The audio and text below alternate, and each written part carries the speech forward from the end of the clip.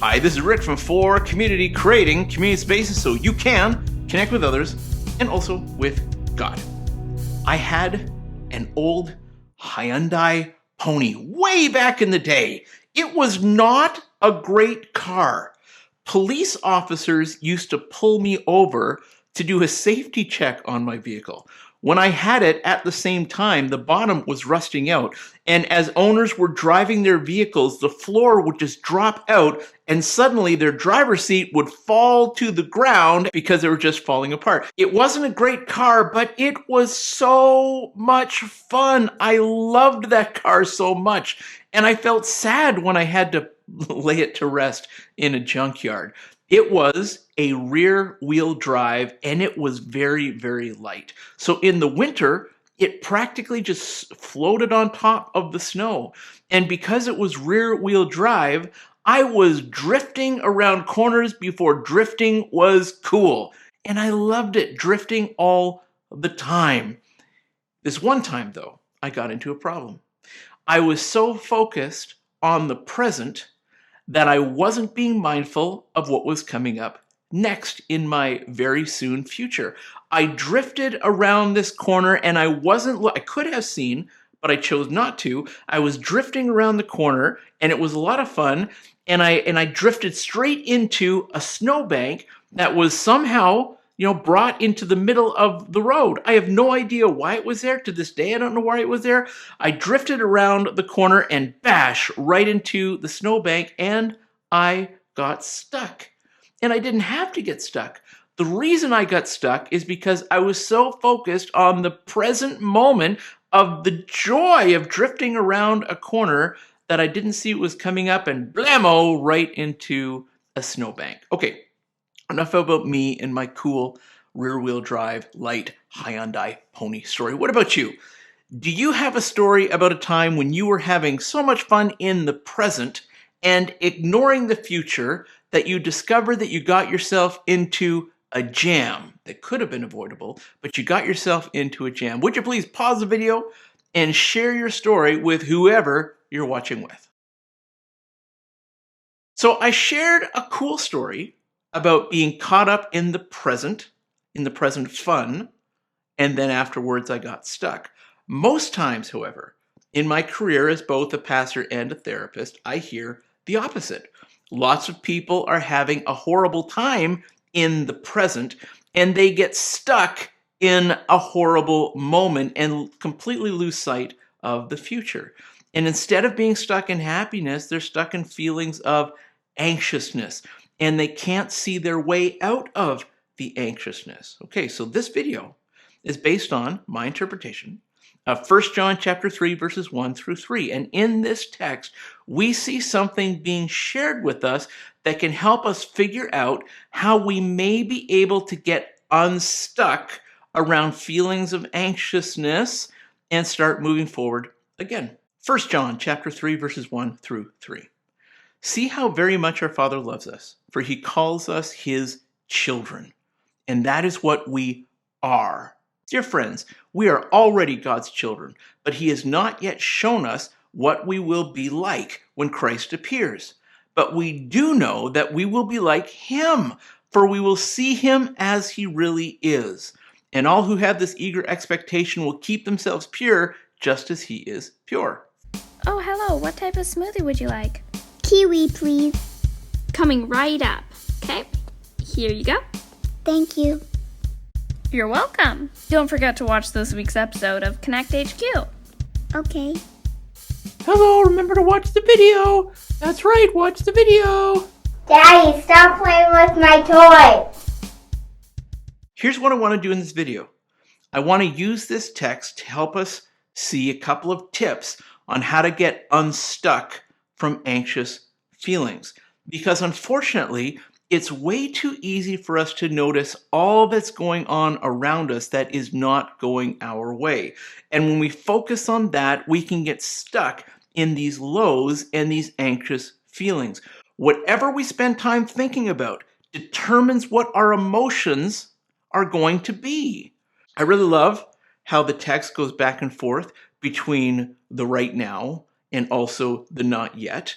and how he ties it into the purpose that's behind this text. The purpose of this text is to encourage us to keep moving forward and growing in Jesus, is to encourage us not to spin out in the present and forget that while we're placing so much emphasis on the little things here and now, we're doing it at the expense of our future. We have a great future. We can let go of the little things and focus on our future, because our future will be much bigger than anything we have right now. So to help us stop spinning out on the little things and getting really, really anxious and distracted and stuck in the weeds of life and the things that seem to be urgent and the trends on social media and the new commercials for product, the author John gives us two things to look at.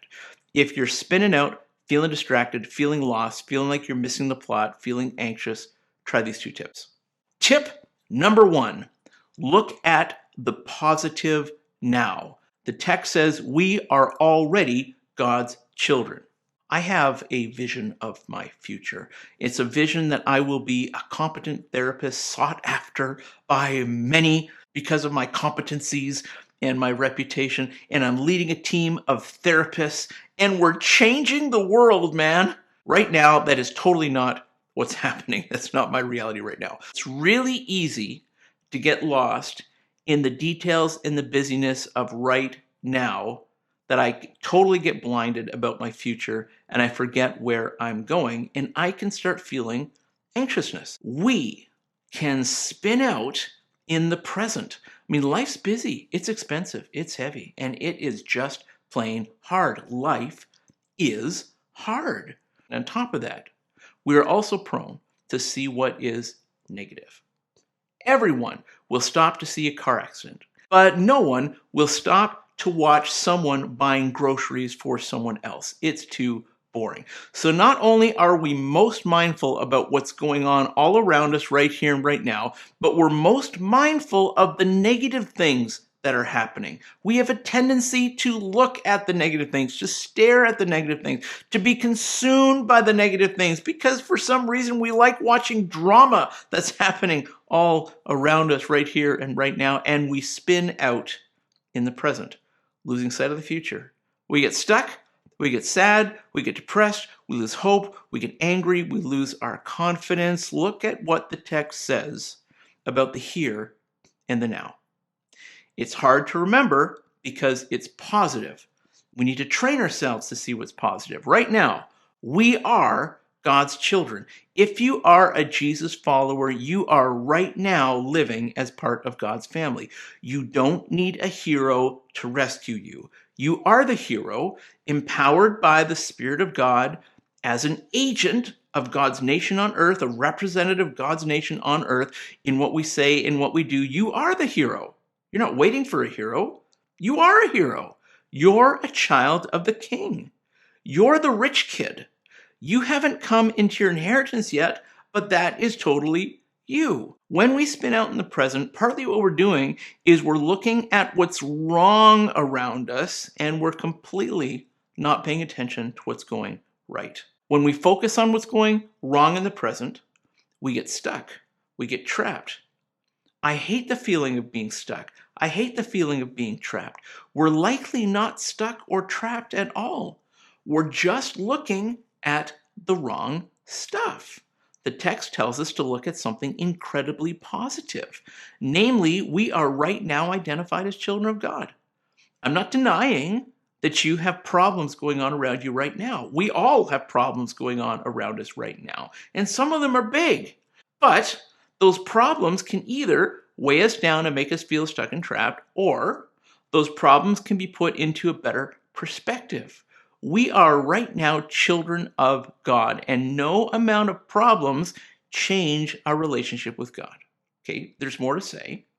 The first thing I'm saying is to stop looking at what is negative around us and intentionally see what is right and very positive in the right here and the right now. We're currently children of God. So force yourself away from seeing the negative and put your eyes on the truth about your connection with God. Now here's the next thing. Look at the positive, not yet. The text says we do know that we will be like him, for we will see him as he really is. There is an awesome picture set right in front of us about what our futures will actually be like. That when we're talking about eschatology, the future we're looking forward to around Jesus' return in our eternity, this is one of the clearest texts based on logical deduction.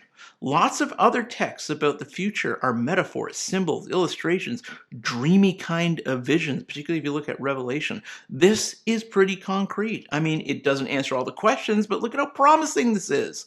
Jesus is permanent and perfect. He doesn't spin out in anxiety and depression like we can. He is the perfect person. That is absolutely awesome. And one day we're going to be whatever he is like. That's awesome to think about. One of the reasons we spin out in the present and get stuck under the anxiety and we get sad is because we're only looking at the present and we've lost sight of the future. Without a clear picture of the future, we can think that that's all that we have. All we have is right here, right now. This is all we're ever going to be. And our past and our present dictates what's going to come next for us. And we're just going to stay stuck in this, never get out of it. And that's just not true. Jesus has an awesome plan for your future. You're still growing. You have not arrived. There are a bunch more chapters to be written for your life. Your present is not your future. If your present is not a great experience, one of the things that helps us not get stuck is continually reminding ourselves of the future that we've been promised as children of God. One day, we're going to be like Jesus. I mean, it's still pretty mysterious, but it's a wonderful kind of mysterious that we can look forward to. Okay, so how do we stop spinning out in the present and getting overcome by anxious feelings and sadness so that we feel stuck? How do we get out of that? 2 tips. Choose to stop looking at what's negative around you and instead choose to look at the positive now. Choose to look at what's positive. Namely, if you're a Jesus follower, you are right now called a child of God, and you are the hero that God has given the world to help make his nation on earth known to everyone. Also, choose to be mindful of your future. One day you will be like Jesus. It's a wonderful mystery worth looking forward to. Okay, so those are my 2 tips. It's what I saw from the text. Look at what's positive, look to your future. Keep following Jesus. I will love to hear what you got out of this text. I want to hear your interpretation. So that's it from me to you for now. Would you please like? Would you please share? Would you please subscribe? Ask for the link. That's how I listen to what your interpretation is. I have an open mic policy. Whatever you want to say goes. It is okay. You get mic time in the groups that are part of For Community. If you'd like to contribute, you can see the link down in the show notes. For Community, creating community spaces so you can connect with others and also with God. See you next time.